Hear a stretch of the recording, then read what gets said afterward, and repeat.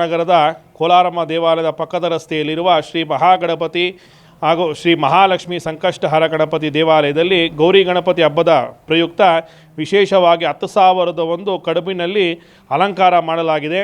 ಏನಕ್ಕೆ ಗಣಪತಿಗೆ ಕಡುಬಿನ ಅಲಂಕಾರ ಮಾಡಿದ್ದೀರಿ ಅಂತ ಭಕ್ತಾದಿಗಳಲ್ಲಿ ಇದು ಬರ್ಬೋದು. ಏನಕ್ಕೆ ಅಂದರೆ ನಮ್ಮ ವೇದ ಪುರಾಣಗಳಲ್ಲೇ ಇದೆ, ಗಣಪತಿ ಉಪನಿಷತ್ನಲ್ಲೇ ಇದೆ, ಯೋ ಮೋದಕ ಸಹಸ್ರೇಣ ಯಜತೆ ಸ ವಾಂಛಿತ ಫಲವಾಪ್ನೋತಿ. ಭಕ್ತಾದಿಗಳಿಗೆ ಯಾರಿಗೆ ಯಾವುದೇ ರೀತಿ ಕಷ್ಟ ಬಂದರೂ ಕೂಡ ಮೊದಲನೇದಾಗಿ ಗಣಪತಿನೇ ನಾವು ಪ್ರಾರ್ಥನೆ ಮಾಡೋದು, ಗಣಪತಿಗೆ ಪೂಜೆ ಮಾಡೋದು ವಿಘ್ನ ನಿವಾರಕನಿಗೆ.